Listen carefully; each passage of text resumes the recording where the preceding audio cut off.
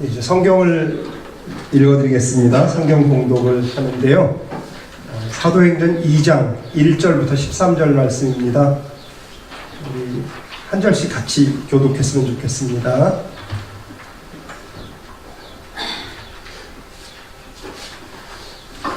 사도행전 2장 1절부터 13절입니다. 혹시 성경 휴대 안 하신 분은 말씀해 주시면 되겠습니다. 2장 1절부터 13절인데요. 1절 여러분이 먼저 읽어주십시오. 1절 읽어주십시오. 시작.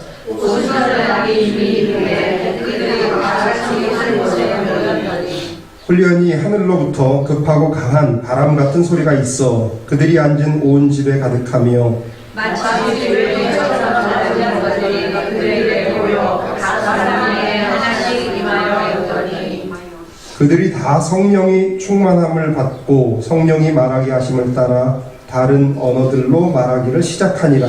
그때 경건한 유대인들이 천하로 와서 예루살렘에 머물러 있더니 이 소리가 나매 큰 무리가 모여 각각 자기의 방언으로 제자들이 말하는 것을 듣고 소동하여 다 신기하게 여겨 이르되 보라 이 말하는 사람들이 다 갈릴리 사람이 아니냐. 우리가 우리 각 사람이 난 곳 방언으로 듣게 되는 것이 어찌 됨이냐.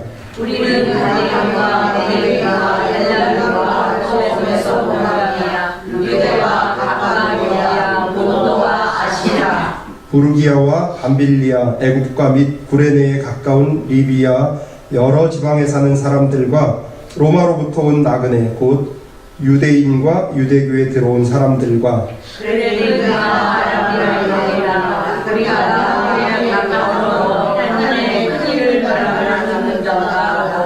다 놀라며 당황하여 서로 이르되 이 어찌 된 일이냐 하며 또 어떤 일을 들어가여 그들이 취하였다. 아멘.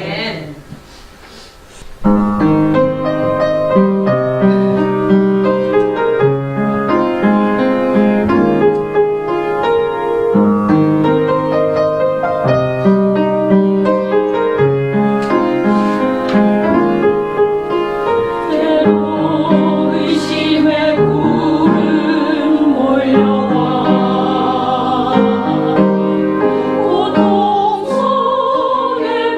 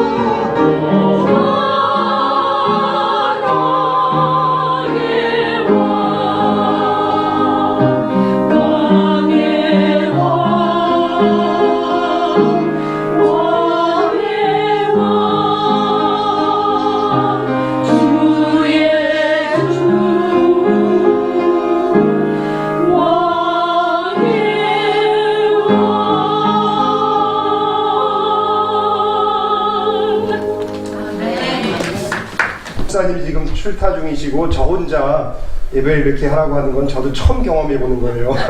여러분들 당혹스럽죠? 저도 굉장히 당혹스럽거든요. 그래가지고 다행히 우리 김 목사님께서 세밀한 걸 알려주셔가지고 제가 그래도 혼란하지 않아서 참 좋습니다. 오늘도 오는 길에 똑같은 곳에서 길을 잘못 나가가지고, 근데 지난번엔 당황했는데 이번엔 당황 안 했어요. 아, 이렇게 나가면 된다. 전혀 당황 안 했고요. 어제 저녁에 하도 심심해서 월마트를 갔었어요. 걸어서 다니는 길을 이제 운전하고 갔는데 나오는 길을 또 못 찾았어요. 한 20분간 막 헤매다가 간신히 찾아 들어갔어요. 여러 가지가 낯설고 또 미숙하고 한데 여러분이 잘 받아주시고 품어주셔서 감사드립니다. 이런 실수를 반복하다 보니까 배영수 목사님이 보고 싶어져요. 자꾸 저도 이제 기다림이 이렇게 간절히 기다려주고 언제 오시나 빨리 안 오시나 막 이런 기대감이 하는데, 모처럼 휴가 가신 분한테 내가 전화하기도 뭐하고, 그죠? 그러면 안 되잖아요. 언제 오나. 수요일 날 오시거든요. 근데도 수요일이 한 달처럼 길게 느껴지는, 저만 그런 것 같아요. 예, 여러분들도 배 목사님 많이 보고 싶을 거예요. 그래서 예, 기다리고 계시는 것을 알겠어요. 여러분들 이렇게 뵙고 말씀 나눌 때마다 아, 배영수 목사님 많이 사랑하시는구나, 이거를 느끼고 있거든요. 그래서 기다리고 있을 거라고 믿는데요. 사람들은 늘 무언가, 누군가를 기다리며 사는 것 같아요. 그죠? 성경에 그러잖아요. 집을 나간 아들을 기다리기 위해서 문도 걸어 잠그지 않고 기다린 아버지. 그죠? 그런 기다림이 대표적인 기다림의 모습일 거예요. 하나님께서 우리를 기다리시는 모습을 그렇게 비유한 건데, 소설가 나다네엘 호도는 큰 바위 얼굴 담은 사람을 기다렸지 않습니까? 그죠? 큰 바위 얼굴 같이 생긴 사람이 오면은 우리의 어려움을 다 해결할 거야. 고통이 다 해결될 거야. 기다리면 끝날 거야. 이렇게 이야기했고요. 또 어떤 사람은 슈퍼맨을 기다리는 사람도 있어요. 그죠? 슈퍼맨이 기다려서 슈퍼맨이 오면 뭐가 될 거야. 또 어떤 사람은 가상현실 매트릭스에서 우리를 꺼내줄 네오. 여러분 매트릭스 보셨죠? 영화? 네. 매트릭스에서 현실의 세계로 우리를 끌어내줄 네오를 기다리는 사람도 있고요. 요즘은 아이들은 아이언맨을 기다려요.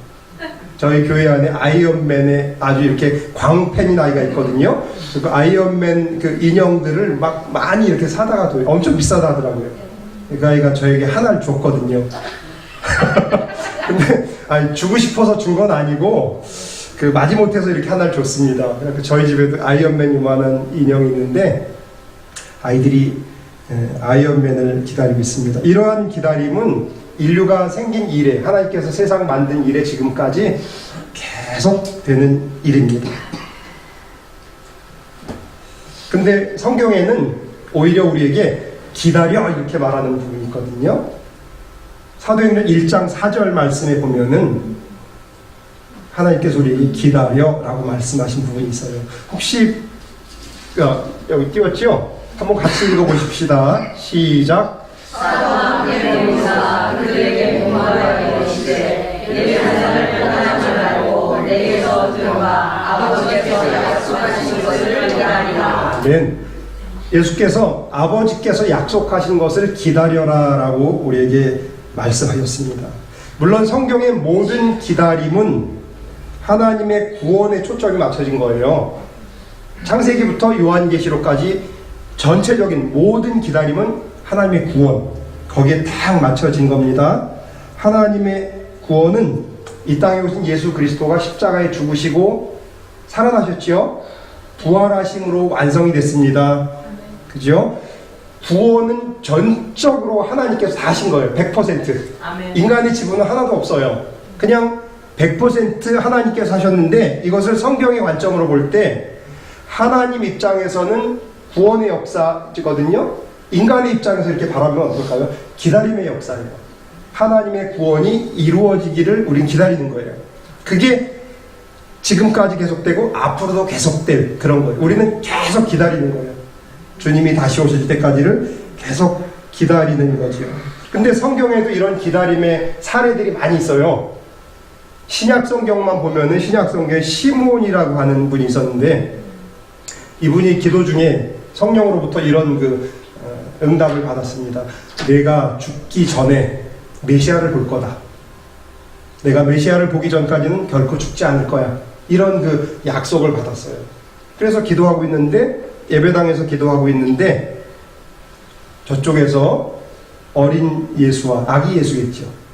엄마 아빠가 같이 걸어 들어오는 것이 이제 보게 된 겁니다. 그것을. 그러자 이 시므온이 성령에 충만해서 내가 정말 복된 자구나.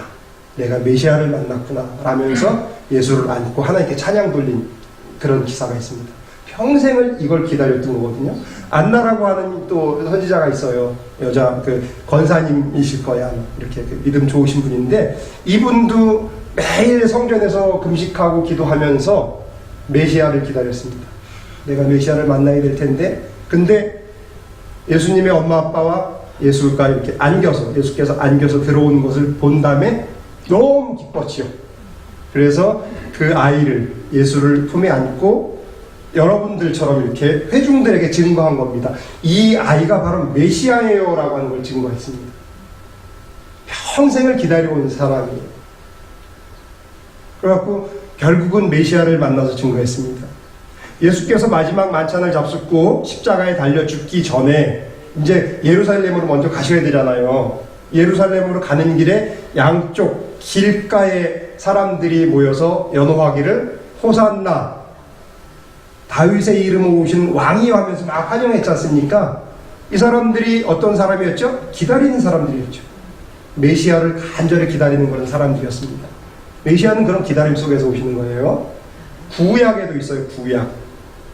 길지 않게 짧게 보면은, 먼저는 이 당시가 로마의 지배를 받고 있었던 시대잖아요. 그러니까 로마로부터 벗어나기 위해서 메시아가 오면 로마로부터 우리를 해방시킬 거야. 이런 기다림을 가지고 있었고요. 조금 더 거슬러 올라가면은 바벨론 포로로부터 70년이나 바벨론의 포로로 잡혀있으니까 얼마나 어려웠겠어요. 바벨론으로부터 우리를 구원할 메시아 오실 거야 하면서 계속 기다렸어요. 조금 더 올라가면은 애굽에 있었던 히브리 백성들, 노예로 살았기 때문에 삶이 말할 것 없이 어려웠을 겁니다. 그 사람들이 계속해서 메시아가 오신다고 했는데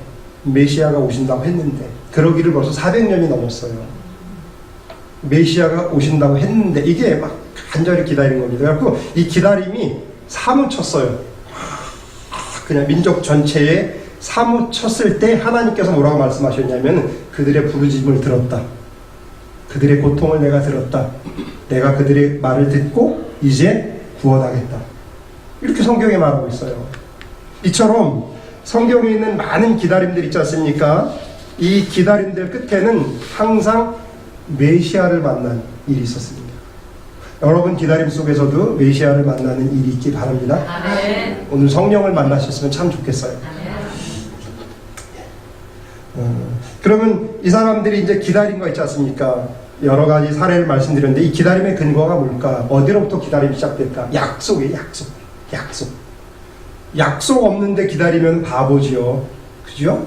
약속이 있기 때문에 기다려요. 우리에게 가장 중요한 기다림의 이유는 약속입니다. 여담이지만 오래전에 저희 할머니가 50년 전에 저희 할머니가 장에 가실 때 늘 저한테 말씀하셨어요. 호떡 사다 줄게. 이렇게 호떡. 그래갖고 호떡이 얼마나 맛있는지, 그때는 뭐 간식이 많지 않습니까? 호떡을 사다 준다면은 그게 너무 이렇게 기대가 되고 해서 해가 뉘엿뉘엿 이렇게 넘어갈 때까지 동구 밖에서 기다리는 거예요. 할머니가 올 때까지. 그때 요만한 아이가 이제 할머니가 올 때까지만 기다리는 거죠. 종종되면서 저쪽에서 이제 버스가 와서 이렇게 쓰면 할머니가 내리셔요. 종이로 된 봉투에 호떡이 들어있는 거예요. 이렇게. 할머니는 안중이 없죠. 사실 호떡 봉지만 보이는 거예요. 종이 봉투에 호떡이 담겨있는데 그거를 주면은 그걸 받고 그렇게 좋아했던 그런 기억이 납니다. 약속 때문에 전 기다려서 할머니가 호떡 사다 줄게 라고 하는 약속을 믿고 하루 종일 그 시간을 기다렸던 것이요. 부활하신 예수는 제자들에게 오늘 여기 있는 것처럼 예루살렘을 떠나지 말고 아버지께서 약속하신 것을 기다려 그랬습니다. 분명히 약속하신 게 있어요. 제자들에게 약속하신 게 있거든요. 그리고 아버지께서 너에게 줄 거라고 약속한 게 있어. 그것을 기다려라고 말씀했습니다. 성경은 신약과 구약 이렇게 구별하죠. 그 약자가 무슨 의미죠? 약속이잖아요. 약속, 그죠? 약속. 성경에는 약속들이 엄청 많이 있어요. 세상을 향한 약속, 인류를 향한 약속, 나를 향한 약속. 여기 내 이름이 없는데 찾아보면 다 있어요. 나를 위한 약속 다 있어요. 그거를 보는 사람, 이게 나에게 한 말씀이네 그러잖아요. 다 있어요. 세세한 그 약속은 배영수 목사님 오시면 이제 물어보시고 그분께 그 약속의 내용을 들으시면 됩니다. 사실 제자들에게 기다려라고 말하는 것은 어쩌면은 좀 제자들에게 힘든 그런 말씀이에요. 왜냐하면 제자들이 이건 무엇을 봤거든요. 여러분, 사랑과 재채기는 감출 수가 없다고 하잖아요. 아이들에게 뭐 되게 좋은 게 있으면은 이거 못 감춰요. 아이들은 이걸 얘기하고 싶어서 막 이렇게 그냥 그래요. 제자들이 지금 그런 상황이에요. 왜냐하면은 예수님이 죽었다고 믿고 코가 석자나 빠져서 이제 막 나는 고기나 잡으러 가야 되겠다. 나는 가서 그 생업에 이렇게 다시 돌아가야 되겠다. 이렇게 낙심되고 막 절망 상태로 살았던 사람들인데 죽은 예수가 살아났대요. 이건 있을 수도 없는 일이고 뭐 상상도 하지 못한 일이지요. 근데 죽은 예수가 살아났고 그걸 내가 눈으로 이제 목격한 거죠. 마음속에 어떻겠어요? 이거 가서 이야기하고 싶지 않겠어요? 여러분이라면 안 그러겠어요? 그러겠죠. 발레오 교회 안에 막 기적이 일어났어요. 그럼 나가서 얘기하고 싶을 거 아니에요. 이런 일이 있었어. 지난주에 우리 교회에 이런 일이 있었어. 다 그러고 싶잖아요. 제자들이 그런 입장인데 기다려. 이거는 참 가혹한 말씀 같아요. 가서 말을 하라고 하지 왜 막으셨을까? 아마 그런 상황일 수도 있을 것 같습니다. 그런데 예수님은 안 돼, 기다려 그랬습니다.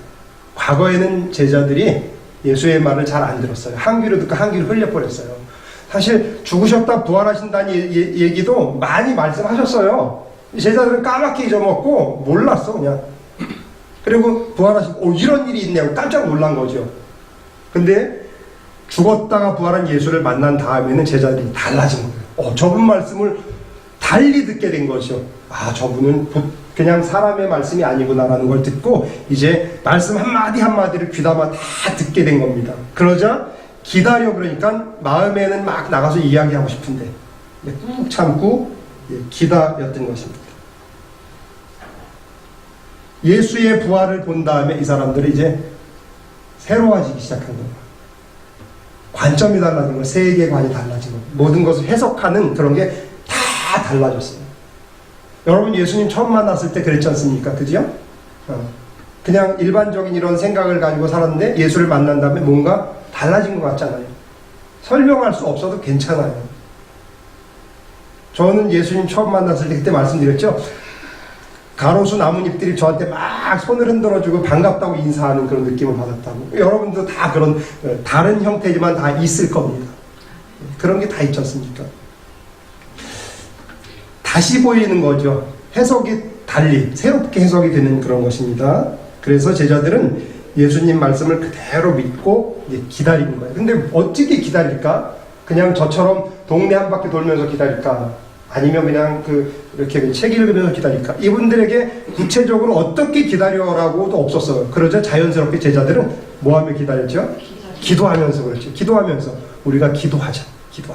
예수께서 우리 기도를 알려주셨잖아 하면서 기도하면서 이제 이 사람들은 기다린 것입니다. 근데 그 약속이 뭐지요? 권능을 받는데 권능.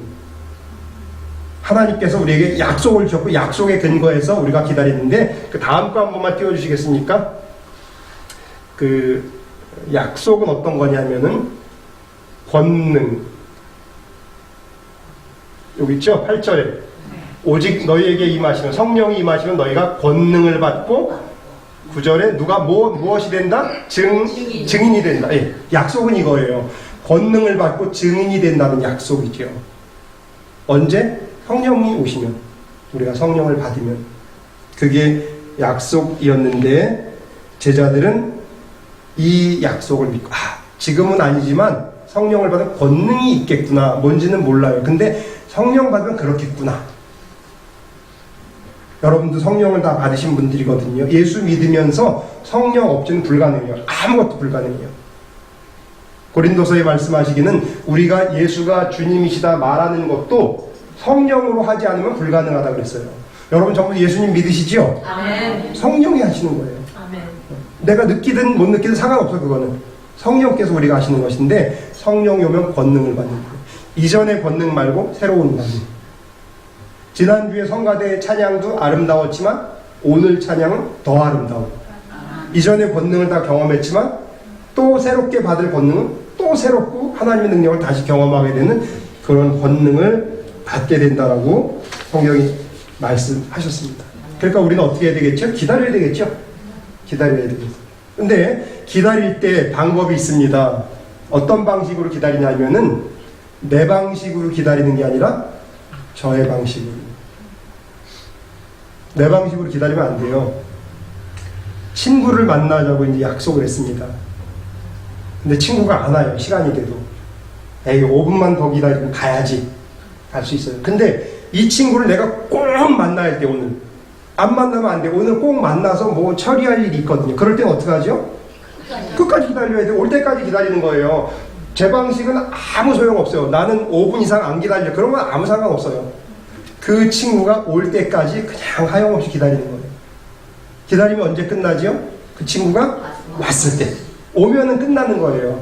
그때까지 계속 우리는 기다리는 거, 그것밖에 내가 할 수 있는 일 없어요.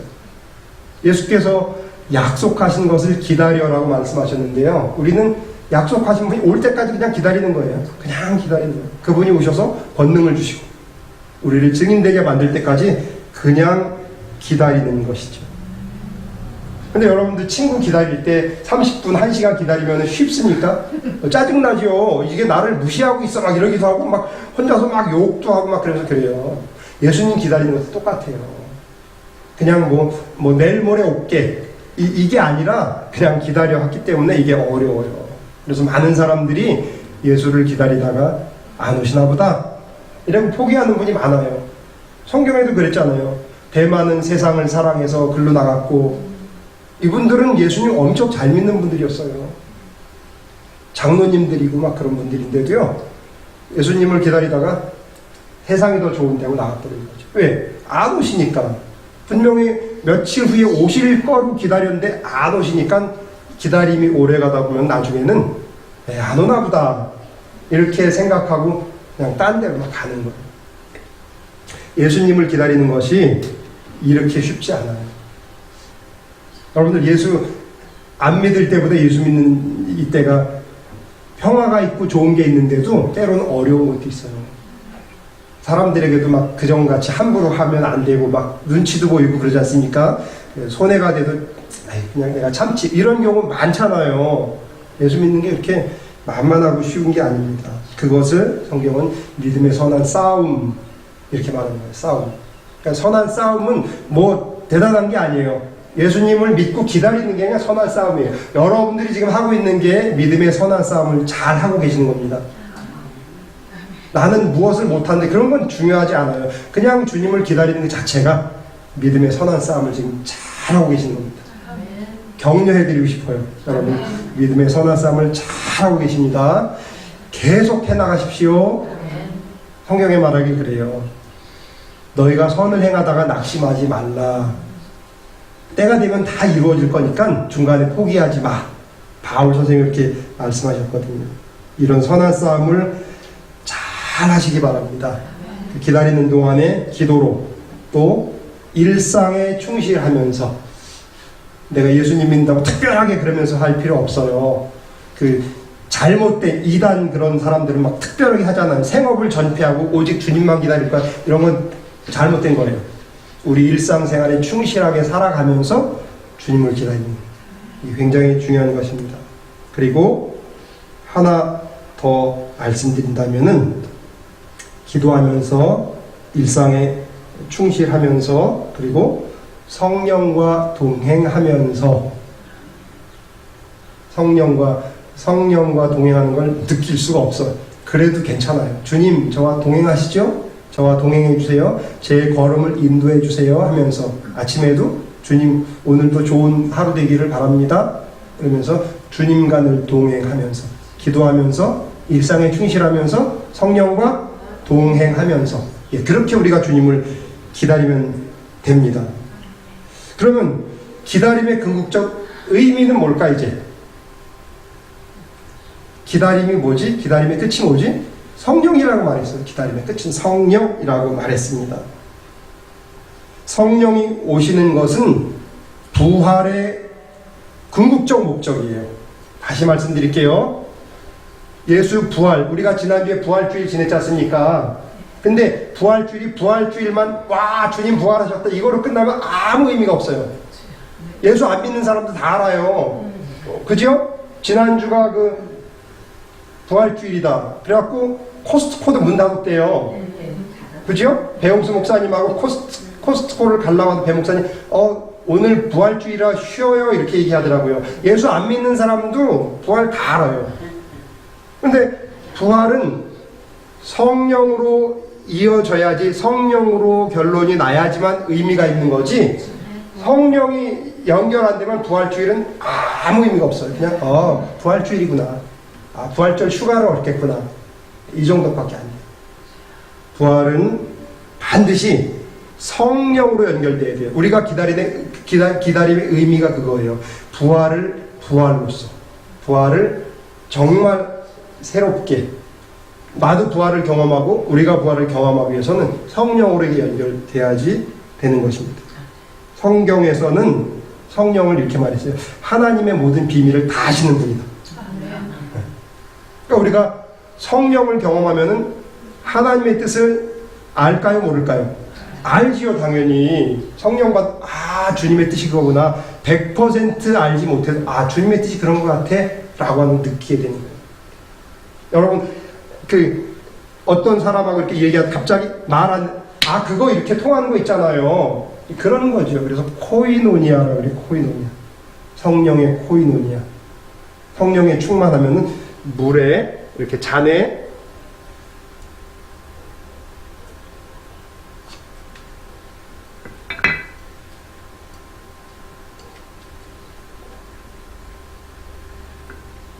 이렇게 잔에 맛있는 차를 이제 담아 주셨잖아요. 물을 자꾸 부으면은 가득 찬 다음에 넘치겠죠? 그게 충만이거든요. 그게 충만이에요. 성령께서 우리보다 성령이 크잖아요. 우리에게 채우셔서 자연스럽게 넘쳐요. 그러면 저 사람도 넘친 것을 공유하잖아요. 공유. 이게 코이노니아예요. 성령을 받으면은 그런 코이노니아가 이루어져요. 누가 시키지 않아도 그런 일이 이루어져요. 서로 알게 되고, 하나님의 마음도 알게 되고, 나도 또 나를 알게 되고. 참 좋은 교회에서 제가 자주 하는 이야기가 있는데요. 여러분이 얼마나 귀한 사람인지 모르시죠? 여러분 귀한 사람이죠. 여러분 정말 귀한 사람이에요. 그러니까 이런 책도 있어요. 당신은 하찮은 존재입니까? 당신은 하찮은 사람입니까? 이런 책이 있거든요. 폴 툰이라고 하는 사람이 쓴 책인데, 그래갖고 당신 하찮은 사람입니까? 아니에요. 당신 존귀한 사람이에요. 이렇게 말하는 거예요. 근데 어떤 때 내가 나의 존귀함을 몰라 그래서 자기를 막 자책해. 바보같이. 왜 이렇게 실수만 하고. 근데 괜찮아요. 실수해도 괜찮고요. 상관없어요. 여러분 존귀한 사람이에요. 어디 가서 절대로 주눅들 필요가 없어요. 아무리 뭐라 그래도 나는 존귀한 자인데 하나님 나를 그렇게 인정하셨는데, 이게 성령에 충만해서 넘쳐서 코이노니아가 이루어지면 스스로 알게 됩니다. 그런 일이 있기 바랍니다. 여러분이 이미 그런 일을 아시겠지만 계속해서 내가 정말로 귀한 자구나 라는 것을 계속 알아가기를 바랍니다. 그래야지만 오직 우리는 성령의 그런 뜻을, 하나님의 뜻을 알게 됩니다. 성경에 그런 말이 있습니다. 어떤 사람이 예수님께 와서 주님, 제가 주님의 이름으로 기적을 행했거든요. 병도 고쳤어요. 귀신도 쫓아냈거든요. 예수께서 뭐라고 했지요? 나는 너를 몰라. 이 불법을 행하는 자야, 이렇게 말했어요. 뭐가 문제였을까요? 성령이 없었어요. 성령. 자기 의지대로 내가 하고 싶은 대로 막 하면서 내가 선한 일 했잖아. 내가 이렇게 좋은 일을 많이 했는데 예수님 나 잘했지요. 성령이 없잖아. 코이노니가 없잖아. 너만 혼자서 그런 거잖아. 이런 거지. 남을 도울 때 자기 마음대로 막 도우면 안 돼. 저분이 진짜 도움이 되도록 도와야 되는데 내 마음대로 하면서 나 많이 했거든요. 이렇게. 성령의 코이노니아 모습이 아니에요. 성령의 코이노니아가 있으면은 나도 기쁘지만 저도 기쁘고 저가 유익할 때 나도 유익하고 이게 성령의 그런 역사입니다. 우리의 기다림은 거기를 향한 거예요. 지금 계속해서 그런 일들을 위해서 우리가 가야지 되는 것입니다. 성도의 신앙생활에 있어서 성령이 행하지 않은 것, 성령으로 하지 않은 것은 사실은 의미가 없어요. 성령으로 아니고는 누구도 예수가 주다라고 말할 수도 없다고 했어요. 성령으로 가능한 겁니다. 이제 예수의 제자들 약속을 믿고 기다리라고 하고 기다렸던 게 예수의 제자들에게 어떤 일이 이루어졌는가 그거를 말씀드리고 오늘 설교 말씀 마치겠습니다. 그들이 어떤 일이 있었을까? 그들은 성령의 무엇을 받았을까? 충만. 네, 그들은 성령의 충만을 받았어요. 성령의 충만. 넘치는 그런 거. 넘치는 그런 것을 받았다 그랬습니다. 성령의 충만은 성령으로 가득 채워지는 겁니다. 예수의 부활 후 하나님 나라로 올라갈 때 승천까지 기간이 40일 정도 걸렸어요.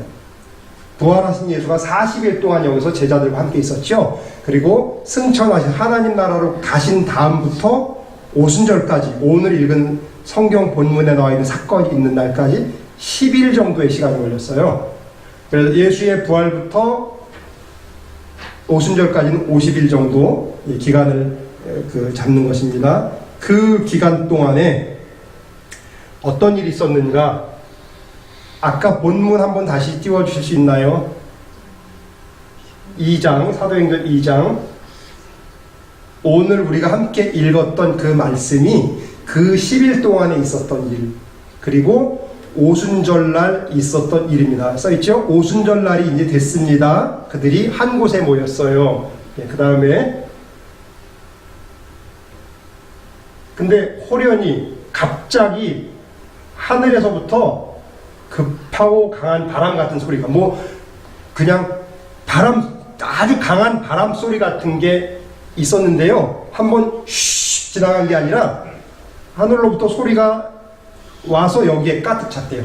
보통 소리는 지나가고 없어지잖아요. 근데 그게 아니라 여기에 지금 막 바람 소리 같은 게 막 가득 찬 공간 안에, 그들이 있었던 공간 안에 그런 일이 있었습니다. 그리고 마치 불의 혀처럼 다른 여권에 보니까 혀처럼 생긴 불이 내려왔다 하더라고요.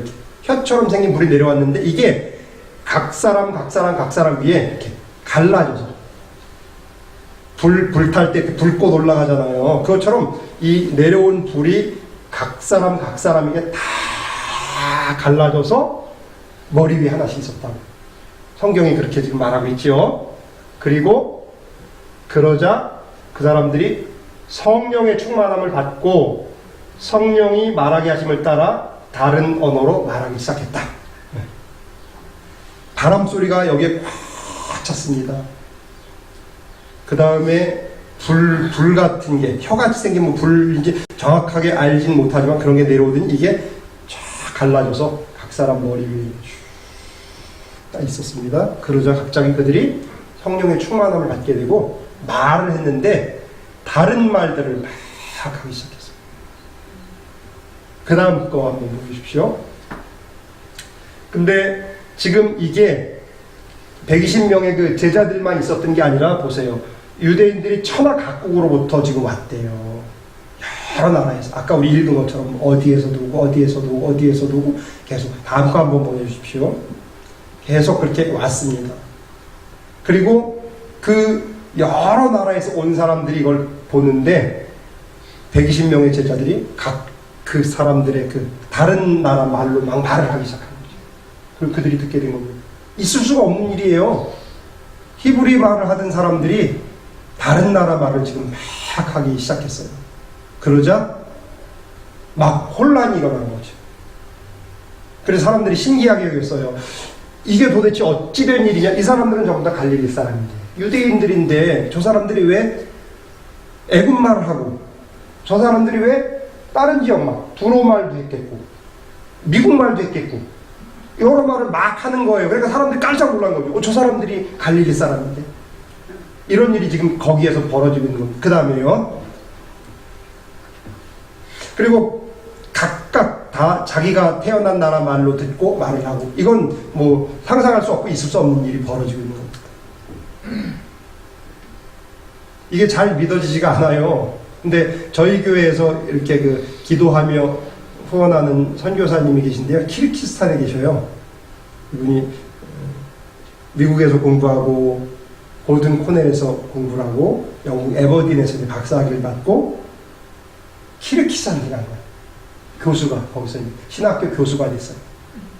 가끔 이제 저희 교회 오시고 하면은 한국에 나오시면 저희 교회 들려서 설교하시고 교제하는데, 이분이 키르기스탄을 간 지 딱 1년 만에 강의를 해야 된 거예요. 교수가 됐기 때문에. 근데 세계적으로 배우기 어려운 언어가 러시아어거든요. 러시아어는 배우기가 되게 어렵대요. 영어를 막 거꾸로 쓴 것도 있고, 이 러시아 말은 정말 고약해요. 근데 1년 만에 이것을 배운다는 것도 불가능한데, 강의를 하려면 잘해야 되잖아요. 너무 난감한 거예요. 근데 이분이 강의를 하러 강당에 딱 올라가면은 러시아 말이 막 나온대. 근데 내려가면은 안 된대. 이걸 저희 교회에서 간증하신 거예요. 이분이 설교하시면서 자기 이해가 안 된다 그러면서 사도행전 2장의 일이 진짜였다라는 걸 자기가 알게 됐다. 근데 신기하게, 물론 일상은 하지요. 슈퍼마켓 가서 장 보고 하는 건 한데 깊은 내용까지 얘기는 못해요. 근데 강단에 서면은 제자들이 질문하면 다 대답을 해준대요. 그리고 내려가면 또 그게 기억이 안 나고 막힌대요. 그래서 자기 너무 신기하다, 이런 이야기를 한 걸 들었습니다. 그런 일들이 아마 저때 일어난 겁니다. 그거보다 더 큰 일들이 지금 막 일어난 거지요. 근데 여기가 어디죠? 장소가 예루살렘이잖아요. 예루살렘. 변방이 아니에요. 시골에서 일어난 게 아니라 이스라엘의 수도 한복판에서. 이거는 자기들끼리 그냥 그렇다고 한 게 아니라 모든 사람들이 같이 참여하고 본 객관적 증거예요. 이런 일이 있었다라고 하는 것을 보여주는 거예요. 성경이 지금 그렇게 말하고 있습니다. 이게 사실이었습니다. 이런 일이 있었습니다. 내가 머리로 이해가 안 돼도, 내가 경험하지 못했을지라도 분명히 역사적 근거가 가진 사실입니다 라고 말합니다. 저에게 이런 일이 있었으면 좋겠어요. 좀 영어 좀 됐으면 좋겠어요. 그래갖고 여기서 저는 엄청 조심해. 다 지금은 다 조심할 수밖에 없어. 왜? 혹시라도 실수하면 내가 설명을 할 수가 없으니까 무지하게 조심해. 그래갖고 지킬 거 다 지켜요. 설명할 수 없기 때문에. 그래서 하나님, 저도 이런 방언 좀 터지게 해주세요. 영어 방언 좀 터지게 해주세요. 이런 생각을 해본 적이 있는데, 이런 성령의 충만함을 받으니까 이런 일이 일어나게 된 것이라는 것입니다. 여러분, 언어가 이 뒤섞인 거는 바벨탑 사건 이후인 거 아시죠? 하나님을 대적하기 위해서 바벨탑을 막 쌓은 거예요, 사람들이. 그래서 하나님께서 얘네들을 그냥 놔두면 안 되겠다. 얘네들이 못돼서가 아니라 나하고 영영 멀어지겠다. 그런 거죠. 하나님의 사랑 때문에 안 되겠다. 말을 섞어놓지 하니까 이제 일이 진행이 안 된 겁니다. 고층 건물을 올리는데 저기 벽돌 좀 주세요 하면은 시멘트를 갖다 주고, 무슨 다른 공구를 주세요, 다른 거죠. 일이 안 돼요. 그냥 거기서 흩어져 버린 거지. 그 이후로 인류는 계속해서 다른 언어를 사용하기 시작했어요. 그러다가 오순절날 성령의 충만함을 경험한 사람들은 같은 언어를 쓰게 됩니다. 서로 다른 말을 하지만 이게 다 서로 우리가 알게 되고 통하게 되고, 이런 일이 도대체 어찌된 일이냐고 설명할 수 없는 이런 일이 생겨나는 거지. 우리가 성령에 충만하게 되면 이렇게 언어가 하나가 될 거예요. 근데 여러분, 같은 말 쓴다고 서로 통합니까? 안 통할 때가 있죠? 분명히 같은 말 쓰는데 얘기가 안 돼. 도대체 얘기가 안 돼. 이런 경우가 많이 있어요. 성령 충만하게 되면 이게 통하게 되는 겁니다. 제가 성령의 언어, 천국의 언어를 3단어만 알려드릴게요. 굉장히 중요한 단어거든요. 비밀이에요, 비밀. 따라서 하셔야 배우셔야 되니까 천국의 언어가 뭐예요? 첫 번째 사랑해. 두 번째 미안해. 세 번째 고마워. 우리가 일상에서 사랑해, 미안해, 고마워. 이거는 종교적인 언어예요. 우리가 이런 말을 막 쓰면서 성령 안에서 우리가 내가 저 사람하고 이렇게 맡겼었는데 통하네. 이런 일들이 있기를 바랍니다. 오늘은 부활절 둘째 주일이에요. 지난주가 부활주일, 오늘이 부활절 둘째 주 이렇게 말했는데요. 오순절까지 이제 6번 주일이 남았습니다. 하나님께서 보내주신 성령으로 귀결되지 않는 부활은 의미 없다고 말씀드렸습니다. 우린 지난주에 부활주일 예배를 드렸거든요. 매년 맞이하는 부활주일, 지나면 잊혀지고 하는 부활주일, 2019년 부활주일은 그러지 않았으면 좋겠어요. 그냥 흘러보내지 말고 성령을 기다리며 새로운 은혜를 경험하고 주님의 능력으로 새로워지고, 그래서 우리 마음이 뜨거워지기, 마음이 뜨거워지더라. 예수와 말씀을 나누는데 내가 가슴이 뜨거웠는데 너도 그랬니? 제자들이 여쭙습니다. 그래서 마음이 뜨거워졌으면 좋겠습니다. 그래서 예수가 우리의 메시아구나라는 것을 새롭게 또 깨닫게 되고, 그것을 증거하는 기적이 할레오 교회와 여러분 모두에게 있기를 주님의 이름으로 축원합니다. 기도할게요. 하나님 고맙습니다. 오늘 우리도 성령의 충만한 가운데 있음을 믿습니다. 표적과 증거들을 우리가 보지 못했을지라도 성령이 우리가 함께함을 믿습니다. 예수 그리스도 이름으로 기도드립니다. 아멘.